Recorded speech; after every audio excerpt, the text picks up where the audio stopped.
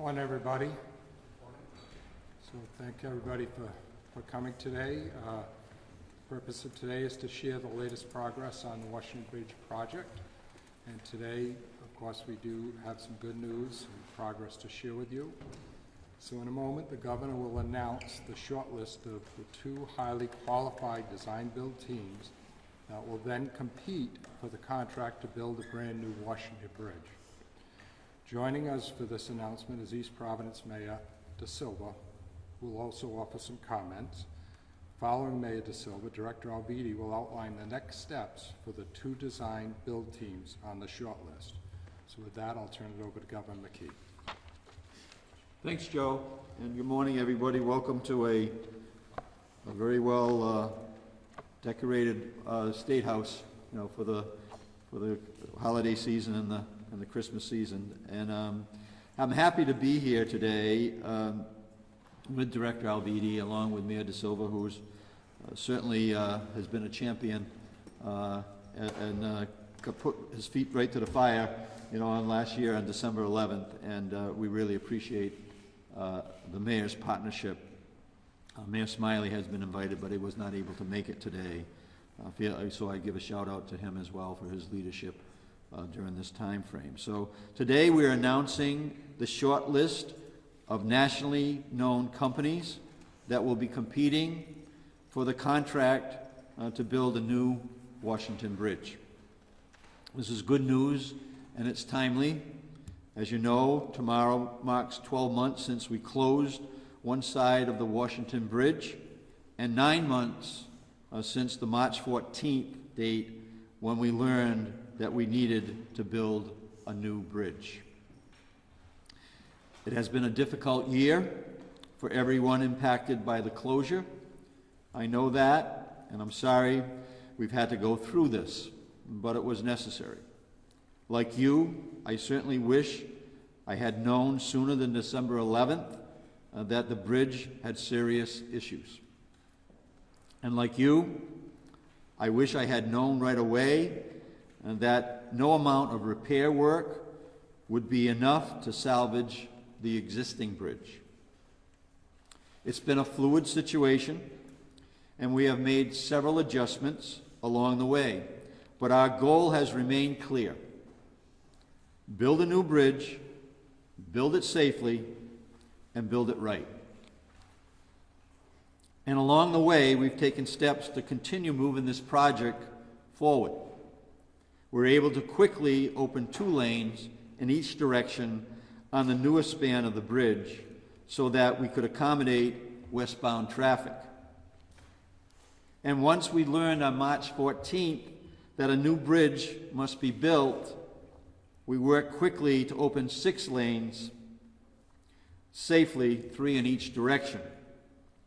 That helped it make it possible for the bridge traffic to basically return to its pre-closure volume.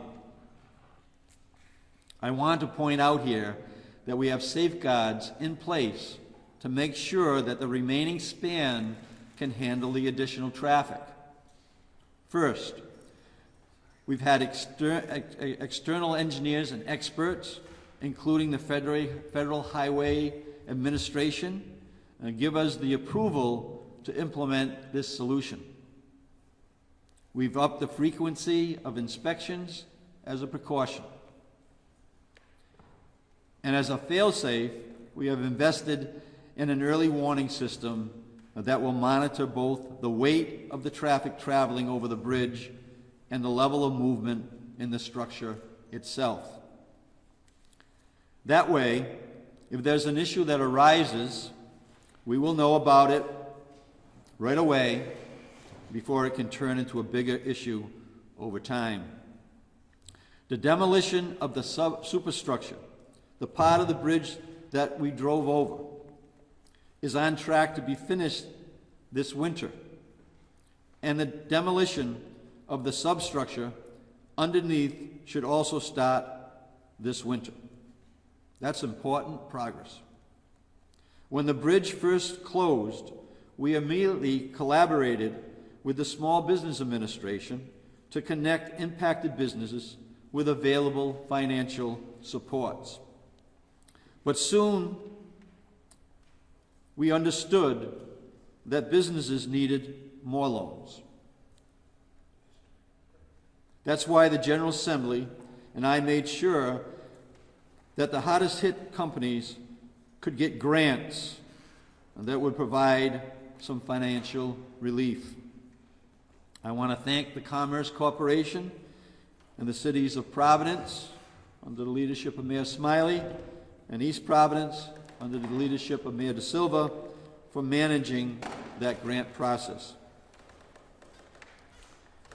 As I've said before, my top goal has been to rebuild the bridge. The next goal on that list, to minimize the impact to Rhode Island taxpayers. To that point, the state is pursuing litigation to hold parties accountable and to help defray costs that might otherwise fall to the public. Accountability has been asked for, and the lawsuit is going to hold the individuals and the companies accountable that should be held accountable. Just like we prevailed in court last week on the truck toll case, I believe our efforts to hold parties accountable for the bridge failure will be successful. It will take time, but in the end, the public will have the accountability that it's been asking for. My team and I also had the taxpayers in mind when we pulled out all the stops for federal funding. We met with the congressional delegation, with the Federal Highway Administration, and with the President himself. The result, Rhode Island received not one, but two enormous federal grants. A $125 million mega grant and a $95.5 million infra grant to help finance the new construction. That's over $200 million. And through our team at the Office of Management and Budget, we proactively put together a funding strategy beyond those grants. This strategy includes Gavi bonds, which passed the General Assembly, and thank you again to the Speaker and the Senate President for their work as we work together to solve this problem. We call it a belt and suspenders approach, and while we may not have to draw down on all the funds, we have them in our pocket if we need them. In short, we are moving in the right direction. And now, after getting 4 impressive submissions for our request for qualifications, we have narrowed down the contenders to 2 strong, highly qualified finalists to compete to rebuild the bridge. These 2 finalists will create, design, and build building plans that come with clear timelines, scopes, and well-informed cost estimates. The 2 finalists are a joint venture with American Bridge Company, MLJ Contracting Corporation, and the second is Walsh Construction Company. American Bridge Company is a Pennsylvania company ranked as the 5th largest bridge builder in the United States by Engineering News Record.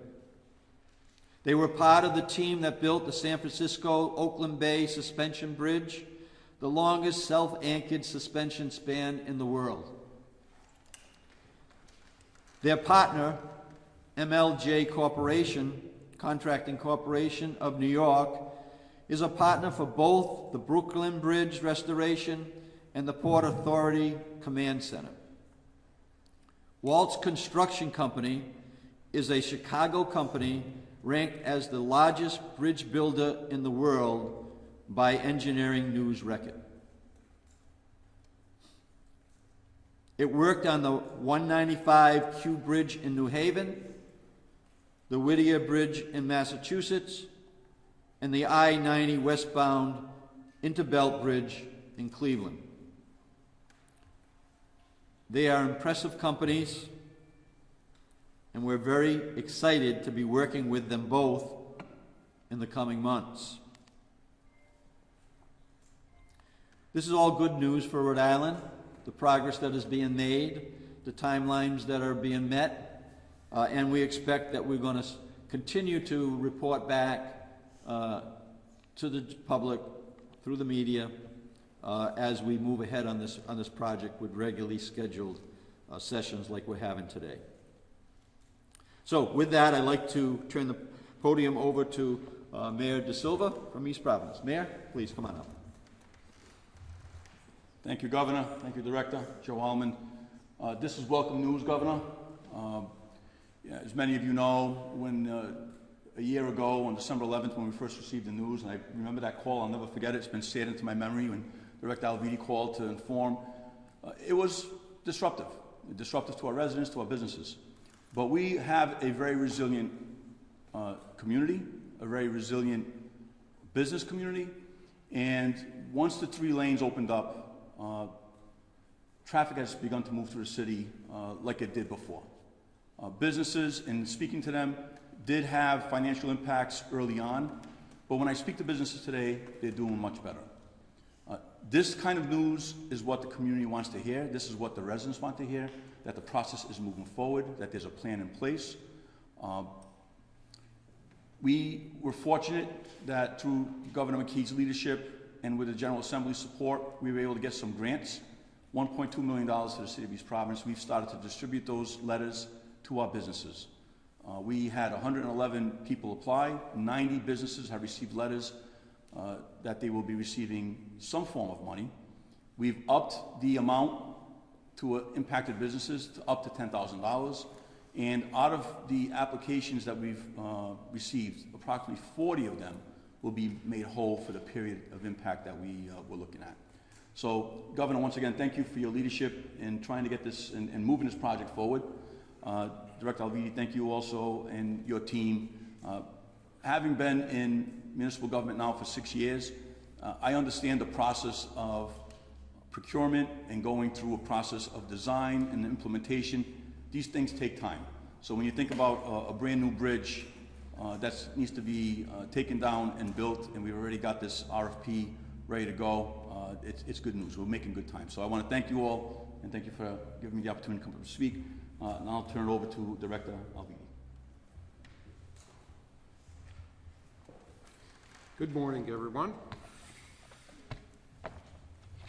As the governor has announced, we've identified 2 outstanding bridge construction companies, each with equally outstanding teams of project managers, construction managers, and design firms that will be submitting a response to our RFP that we plan to issue on December 18th, next Wednesday.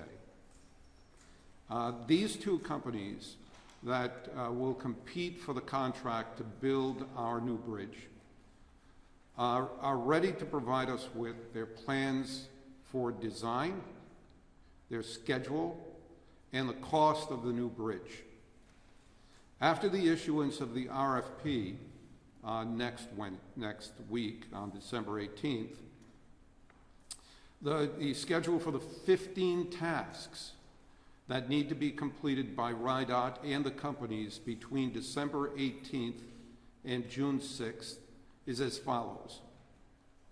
The first 3 steps in the first 4 weeks will take us actually through the holiday season, but these companies and we are committed to working through that time period to review the drafts, have meetings with the companies, and to discuss with them the commercial terms of the RFP to make sure everyone understands the terms on which the 2 companies are competing, and to create a fair and level playing field for both companies to compete head to head. Following that, in February, by February 21st, the initial alternative technical concepts, So these companies that are selected, I assure you, will actually, them and their teams, will begin working today on developing their technical concept, their schedule. The companies that the governor mentioned are impressive companies. They are well-sized to be able to do a project like this. In fact, their teams, which consist of, in one case, 6 different companies of consultants, sub-consultants, and subcontractors, and in the other 12 companies, will be working on a massive effort to actually create a conceptual design of the new bridge and to be able to develop the actual schedule and cost that they will be contracted to achieve during this project. That begins today. And they'll be working to provide us with the initial technical concepts that their companies will be providing. These technical concepts will include innovations that their companies have in bridge design and building that they intend on implementing in this project, and will take the base technical concept that we're providing to them of the basics of the bridge dimensions and they will develop their own vision of what it will look like, how it will be built, the materials that it will be built with, and the methodology they're going to use in order to put it in place.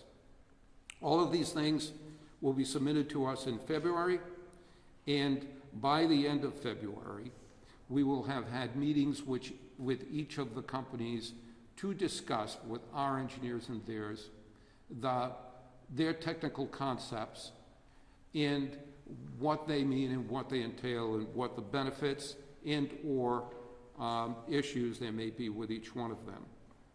By March 14th, we will make our initial determination of which of their technical concepts will move forward in their proposal process.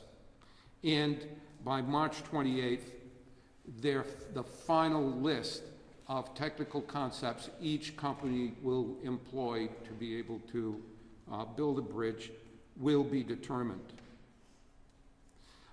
By the middle of May, their technical proposal, by May 16th, their actual technical proposal is due.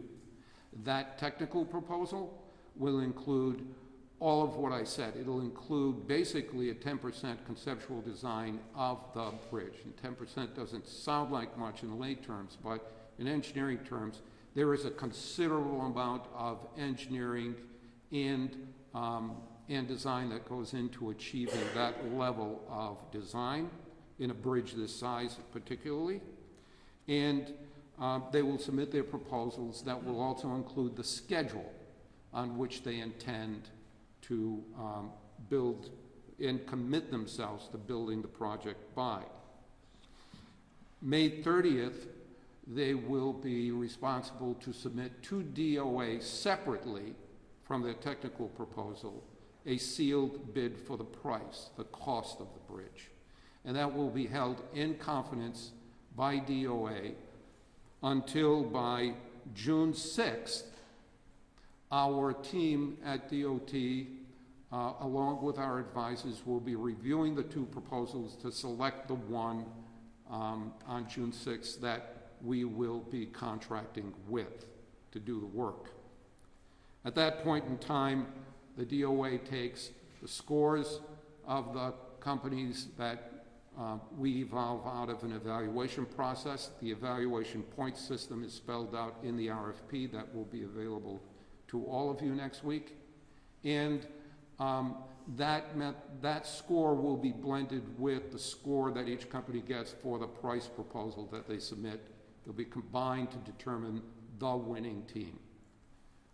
So on June 6th, we will know who the winning team is, what the bridge is going to look like, how it's going to be built, how long it's going to take to build it, and what it's going to cost to build it. We'll know the answers to all of those, and we will enter into a contract with the companies. Both of these companies, with the expertise and the consulting companies that they bring into their team, are more than capable. As the governor gave you examples of the work that they did, we're looking for a bridge to be built for 100 years. One of these companies is actually involved in the rehabilitation of a bridge they built over 100 years ago. So is it possible to build bridges that last 100 years? I guess so. One of the two companies actually did that, and it's still standing and being actively used. We expect that same level of competence that these two companies have demonstrated over their last 100 years in existence to be brought to bear on this problem.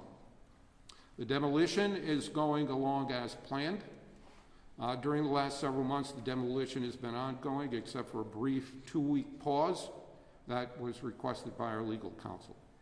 The demolition contractor resumed work and has now completed substantially the superstructure demolition, and by February 26, we'll have is on track and on time to have the entire superstructure demolished.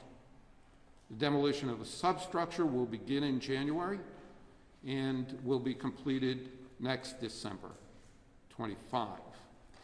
Between June 6, when we select the company to build the bridge, and December, when the demolition on the substructure is complete, the remaining demolition work will be under the water will be performed, but at the same time, the construction company that we select will begin their work on rebuilding the new bridge by creating the final design. They'll take their 10% submission design to us and complete it to 100% complete.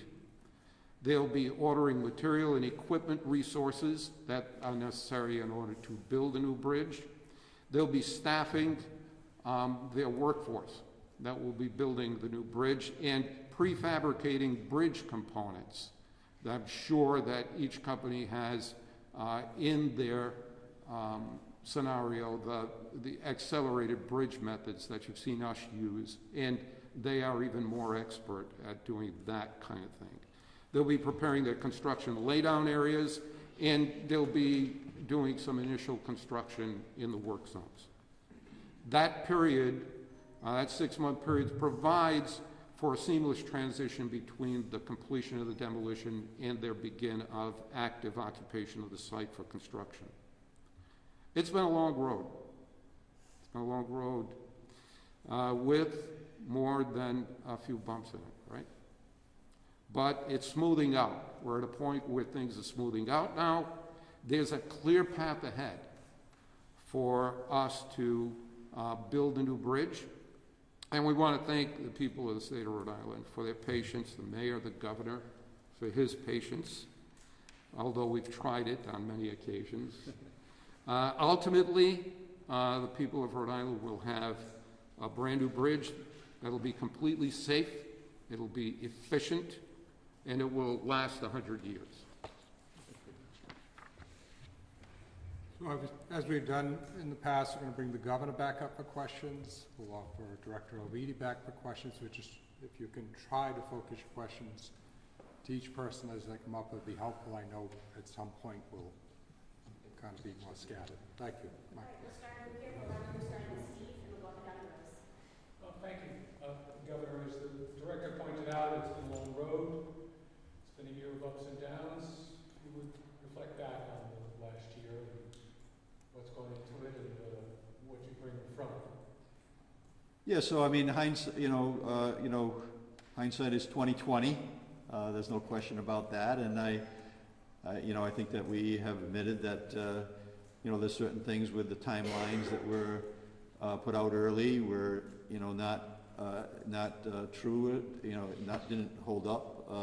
So yeah, so I think that, Steve, there are some things that are back, you know, they can look back on. I kind of feel as though we should look forward, and I think that what we're announcing today is showing that we are in the right direction, going in the right direction. And we are continually looking at making sure that we stay going in the right direction. So to your point, yes, there's certain timelines, certain timelines that I was told was accurate that I put out, that I certainly would be looking to rephrase. A little quick with Brian at one press conference. I think that I think I might do that a little different. But at the same point in time, I can stand here with complete confidence that as we move ahead with a contractor of the status that we've been able to bring to the table, and the financing in place, which was a lot of work. We did many things correct, and the things that we did correct far outweighed the things that we might have stumbled on. Governor, with it being unclear when the westbound bridge will be replaced and at what cost, and with peak traffic still causing heightened congestion at times, and the eastbound flow of traffic often backing up on the bridge, what do you say to Rhode Islanders who remain dissatisfied and troubled by the state's response? Well, I think that this goes with the territory, right, in terms of the fact that a major project like this, a major infrastructure project like this, has those delays built in. This morning, for me to I had to move around 295. There was an accident on 295 in the Cumberland area today that put me up, bypassed me into Route 99. Yeah, the accidents issues are really the one front and center. What I would say to people, let's make sure that we continually drive safely, not only for your own safety, but also for the making sure that your fellow drivers are traveling along as safely and quickly as possible, and accidents cause problems. And that seems to be, it's getting reported, our accidents are actually down on the 195. So continually having patience, as we have to have patience, is important, understanding that it has impact on certain times of the day, but also realizing certain times of the day the traffic is moving very smoothly, right? And I think that we need to identify where it's a problem and where it's not, and we need to communicate that to people so that they can make sure that they are timing their travel times if they can, so they get to work on time, right? They get the kids to school on time, they get home for dinner on the evening commute.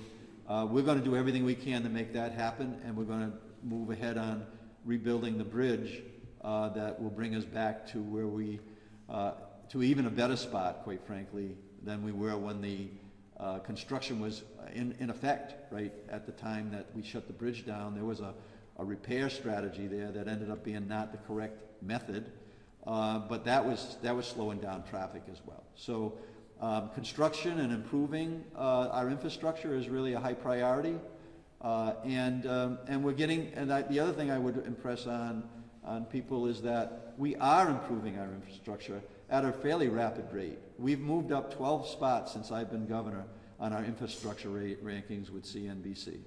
That is an indication that the work that's being done by the DOT is good work. And so I would say one is, to answer your question and maybe a summary, is we have to continue to have patience, know and have confidence that we're doing the work on a schedule that is one that is going to be quicker, I believe, in the end, than most bridge constructions, big bridge constructions in the area or even in the state.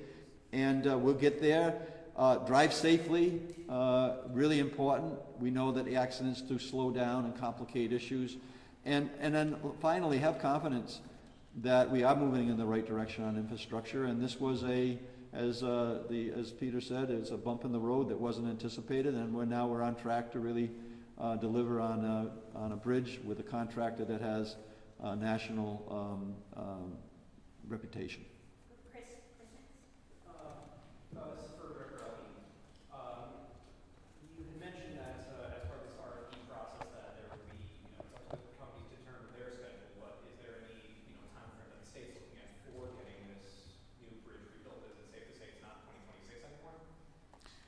So you're talking about the actual construction? Well, that really is, the development of the actual schedule is the 6-month period that we're entering into. That's what these companies will be doing. Depending upon the materials, how it will be constructed, what the pier spacing is going to be, all of the technical details that they and literally over a dozen other consulting companies will be collaborating on and working on for the next several months. The outcome of that will be a fixed design, a fixed cost, and a fixed schedule. Now, what these companies are capable of doing is considerable. So we're very much looking with great anticipation on by June 6th in knowing precisely how much they're willing to build it for, what the cost is going to be, that they're going to be held to and will hold themselves to, and the fixed schedule, and a detailed progress schedule that will show us certain milestones and benchmark dates that they will meet. All of those details are part of the analysis that we will be doing with the companies for the next several months, and at the end of it, we will have definite times and definite costs. But likely not 2026. I'm not going to make any predictions on what these companies are capable of. Let's wait and see. Let's see how they put their innovation and their skills and their knowledge of over 200 years between the two of them in building bridges to work to get us the best price, the best schedule.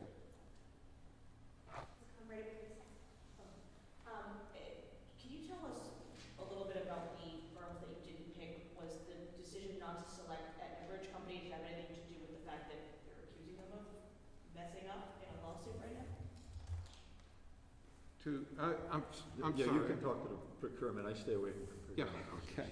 Say that again, please. Okay, so you didn't select Attleboro Bridge Company and the other fourth firm. Can you just talk about why you didn't pick them? I know they're demolishing the bridge. Well, I think, every company, all four companies, as a matter of fact, all four teams, were extremely competent and capable of doing this project. I will say that. I'll start off by saying that. The selection of companies of such high caliber as the four, to select 2 out of those 4, the results of the scoring is going to be made public later today from DOA. So you'll be able to look at the relative scoring of each company and see what the reasoning of the selection committee was on each of the companies to determine. The same set of metrics was applied to all 4 of the companies, and they were determined by a consensus of the selection committee. Are you going to release all the submissions from the RFQ? The RFQ, it will contain the decision and the scoring in detail of each of the companies that were involved. What about their actual submissions? Are you going to release those? The names, yes. No, they're written submissions. Whatever they submitted to you to the RFQ, did they submit? The RFQ materials, I don't know, you'll have to check with DOA on what their policy for that is. Okay, and I know we ask you this every time, but just to be clear on the internal investigation, has anyone been fired or disciplined at this point after 1 year since you started investigating what happened with the bridge? No, I think the governor said in the past, and I will say it too, I have no evidence at this point that points to anyone inside DOT. The decisions that we made were based on advice that was given by consultants, and I think the governor can speak more to that. No, I think I've already mentioned that. I think that the public wants accountability, and we are pursuing that accountability through the lawsuit. That might not be the answer that some people want, that want to see heads rolling, but I'm not going to do that just because of the politics or the optics of it. We're going to need a reason to do that, and we don't see a reason to do it. I believe that we are holding the parties accountable, that the public wants us to hold accountable, and I believe that we will be successful, as I said in my opening comments, on the lawsuit, just like when I made the decision to pursue the lawsuit on the tolls. So I believe that this is in the same category. It's going to take some time. Hopefully we'll be able to close that loop quickly, and the dollars that I believe we'll recover will be just added to the federal dollars that we've been able to get in grants, along with the Gavi bonds, along with some of the cash that we've already appropriated through the General Assembly. But we are pursuing, and I'll tell this to the general public, I am confident that we're pursuing those individuals that I believe should be held accountable, and we're doing it in a professional way, and this is normal practice in the construction industry. Following up on that, and also on Ian's question, I know it was kind of, people were upset about what happened in the past. Given what's happened in the past year, what do you say to people whose cynicism is still high and confidence is low in the ability of state government to oversee this project in a timely, cost-efficient manner? Yeah, so all we can do is work each day to bring us to a point like we are today, right? I mean, and I've listed out things that we have done since March 14th, when we determined that the bridge needed to be replaced, whether it's the financing, whether it's the litigation, whether it is the demolition schedule that is happening as we speak. Now today, talking about people, highly qualified companies that are going to go through this next process so we can select somebody to build the bridge. So I understand that some of the confidence levels are earned, and I would say that we need to earn the confidence of people. But I also understand that the critique and the criticism, some of it is earned, but some of it's not. So we got to continue to do the work like we're doing, and over periods of time, as we're sitting here today, as a bridge is being demolished, as a bridge is being prepared to be rebuilt, as we're putting out funds to help the small businesses that have been impacted. Mayor De Silva outlined that very well. We have touched every base, and I think collectively you're going to see the body of work here that the general public is going to be very confident that we're moving in the right direction. And I know we're focused on the westbound side today, but you did early on mention the added inspection and safeguards on the eastbound side, not just carrying double the load. What is the concern that the lifespan of that side of the bridge is now going to be rapidly decreased or hastened because of the added traffic over at least it looks like 3 years? So with the information we have right now, we don't have a concern about that. We're continually using I'll use the term the belt and suspender strategy that we had with the financing. We're continually looking at making sure that, because we're fully aware of some of the critiques that are coming in from out of state and out of the country. We're fully aware of that. So we are ahead of that in terms of making sure that the people who are safe, and I've said right from the very beginning, safety has been the number one priority. It continues to be the number one priority, and the people that are traveling over that bridge should have confidence that it continues to be the number one priority, which is safety. And that's the reason I made the decision with the director to shut the bridge down at such a short notice, knowing full well that it was going to complicate people's lives, and we're acknowledging that. Governor, you've mentioned accountability will come in the form of the lawsuit, which will take many years. But in the years since the shutdown, have you made any updates to policies and procedures within your office, within the Department of Transportation, to add safeguards or change things so that another instance like this couldn't take place? Yeah, so I mean, we're clearly analyzing what got us to this point, and talking to DOT in terms of maintaining a proactive strategies, and I think I just described that on the what's happening on the eastbound bridge, right? So, but again, I'm going to go back and really say again, I think that we're headed in the right direction on accountability. I think that the people who had advised us, and I'm not going to get too far into the weeds in terms of the case itself, but I've been given enough information by the legal team that says that when I made the decision to pursue a court case, a legal case like I did when I did the toll decision, that we're heading in the right direction there. And I think that time will show that there'll be settlements that I believe will be significant, that is going to help us continue to make sure that we're doing right by the taxpayers and the people of the state of Rhode Island. And Director, when evaluating the qualifications of these 4 teams, did any of them give an indication of how quickly or how much it costs for them to build similar bridges across the country?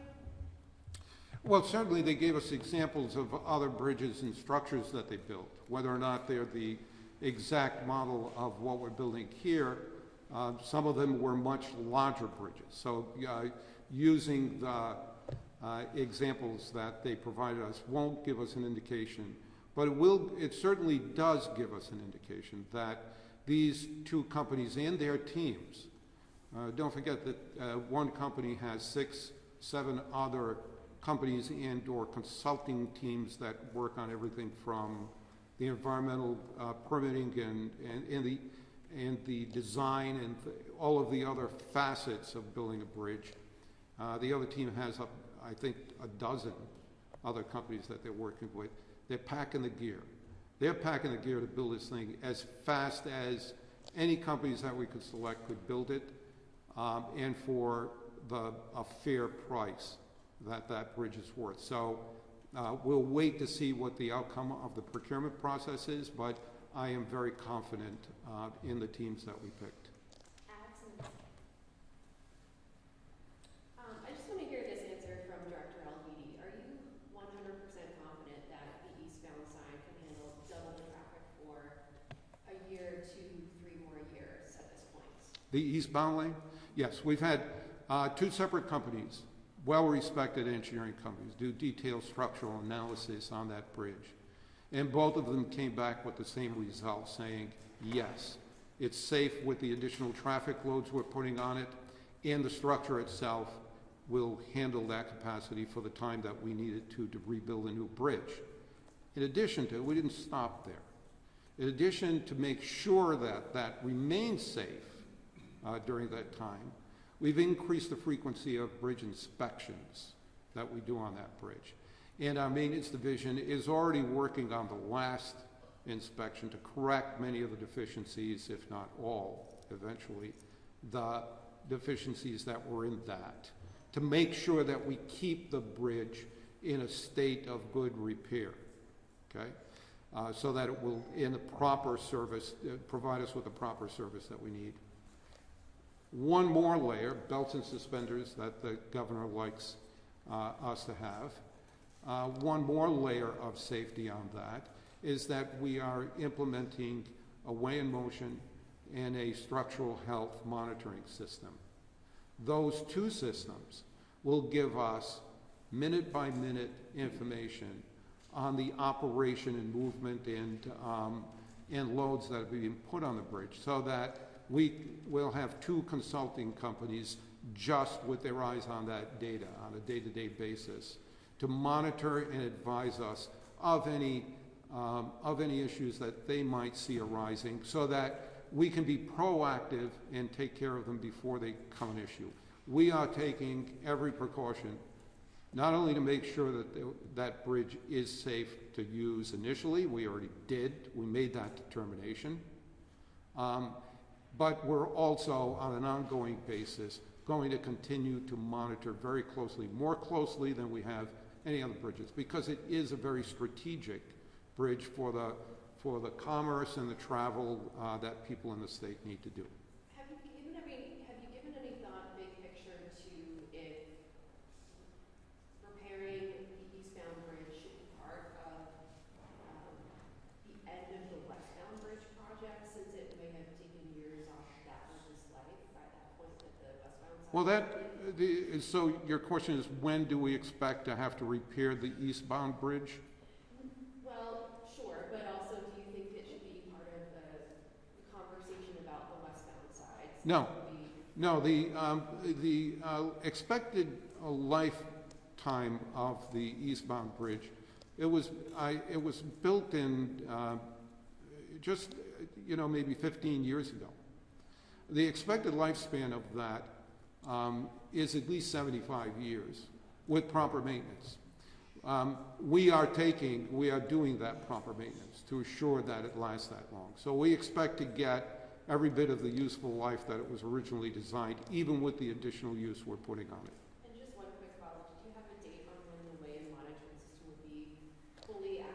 That's a very good question. I had the owners of the companies that are doing that installation in my office this morning at 8:30 to make sure I understood exactly where they were and why there have been some minor slippages in that.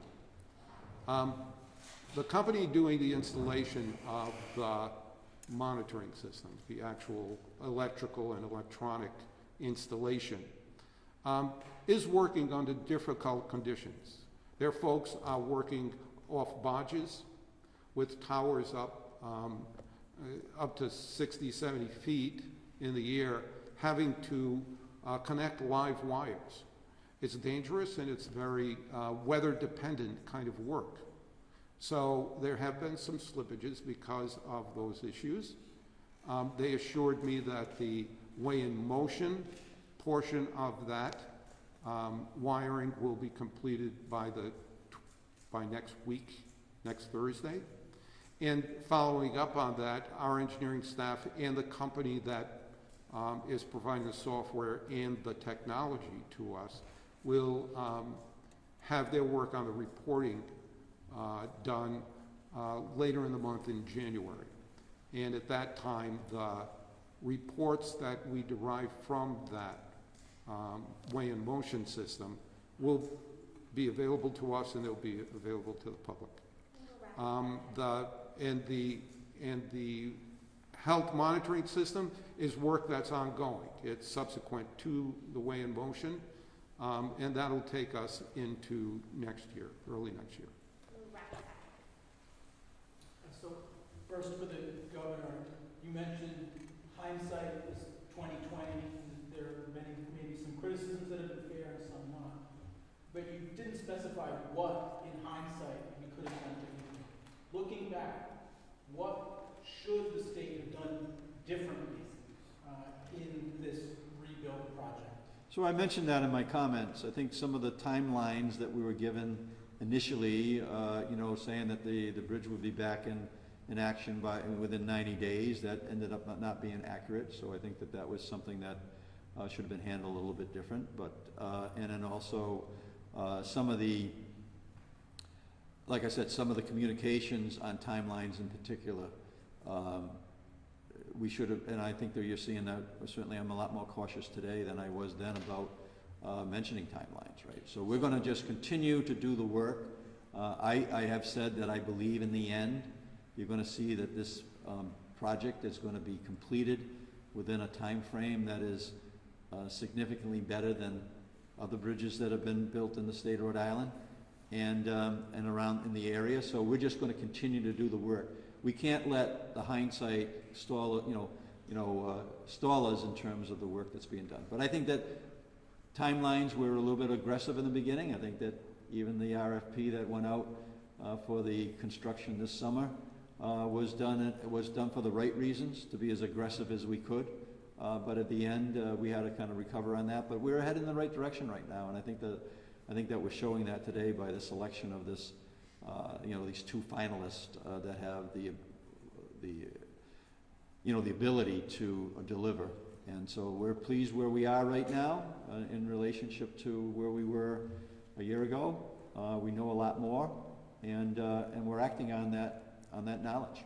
So was it just the communication and the announcing of the timeline, or was it the underlying process that actually created the false timeline and then the delays that were the problem? Yeah, so I mentioned in my comments that I would have liked to have a little bit a lot more notice of the day that I had to decide to shut the bridge down, but I can't really go backwards on that, right?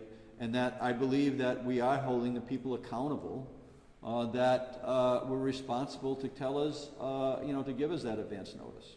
And remember, we were doing an $80 million repair on a bridge that was beyond repair. So I can't go backwards. All I can do is make sure that we protect the taxpayers by, looking for accountability for those, I think, the people who had the responsibility to tell us in advance that a problem was pre-existed. But we're doing that. But my job is to make sure going forward from the December 11th, and in particular from March 14th, when the decision was made, that's when the clock started in terms of our response to the fact that we needed to replace the bridge. Up to that point in time, we were still kind of under the impression that we were going to be back in, where we were on December 10th of 2023. So yes, we're always trying to take a look at how we could do things better and how that experience can help us going forward. But again, I'm very confident that where we are today is in a place where we're timely. We're in a spot where we're taking down a bridge. We can't build a bridge till we take down the bridge, and that's happening right now. We've accelerated the demolition on the underwater areas in advance of selecting the contractor that's going to build the bridge. So I'm very comfortable where we are right now. And as a previous question said, I think that time will tell that people who are continually, saying that we're headed in the wrong direction have certain motives in terms of why they're saying it. And right now, the facts are the facts. We're taking down a bridge. We're going to build a new bridge with a contractor that's going to be worldwide renowned. And we're going to also make sure that the finances is in place, working with the General Assembly, working with our delegation, working with the President of the United States.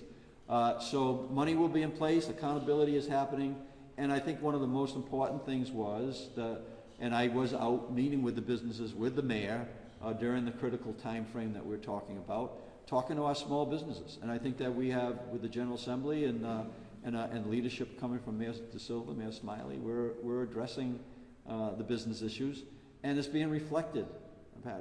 Our economy is growing, and this time frame that certainly impacted, in the case that the mayor's talking about, over 100 businesses in East Providence.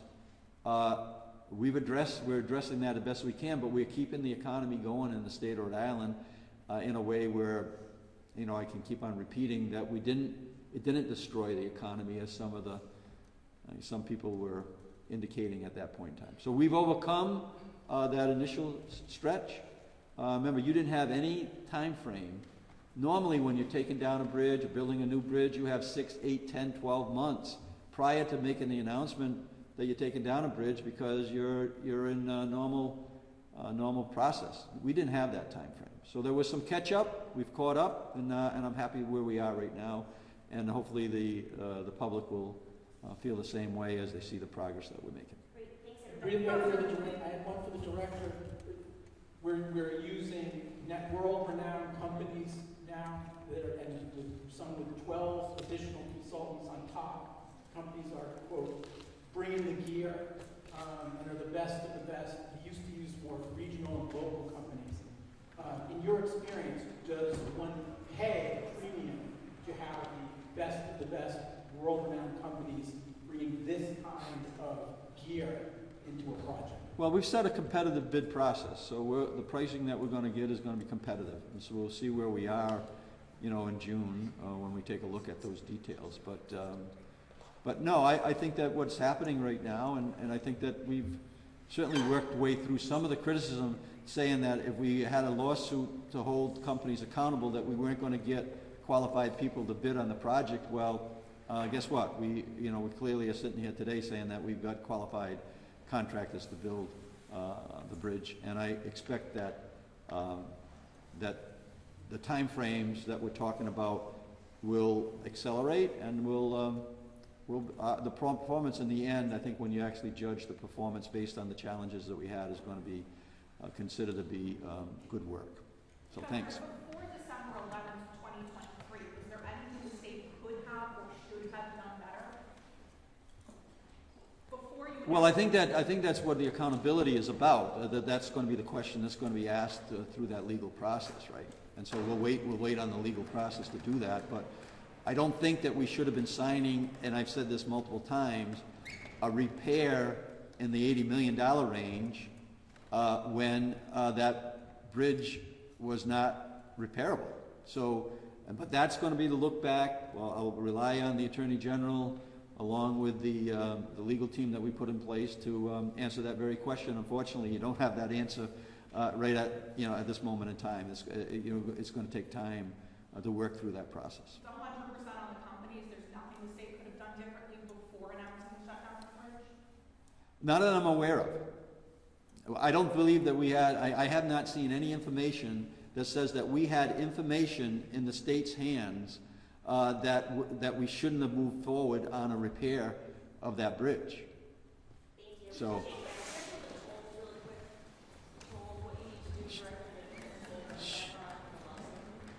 So the tolls are, we're reviewing the decision, and I'll be meeting with the Senate President and the Speaker to talk about the options, but we want to have a full review of the decision, and there's a little wait time before we actually can answer that question.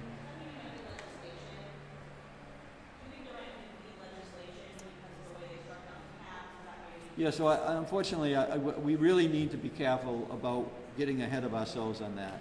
We don't need to review the decision, which we're happy with, and I'm happy that I made the decision to pursue that.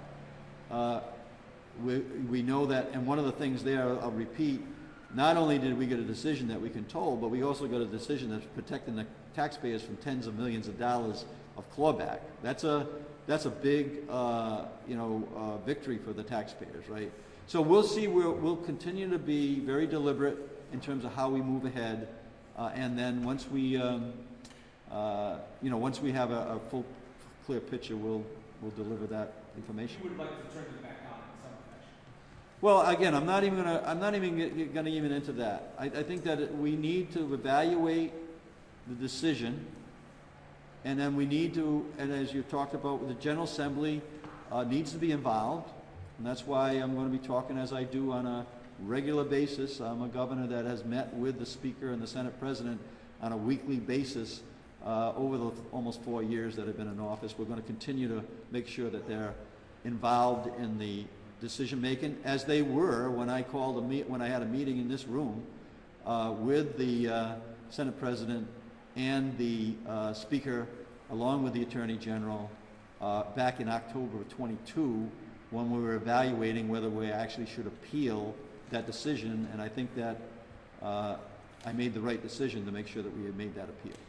Thank you.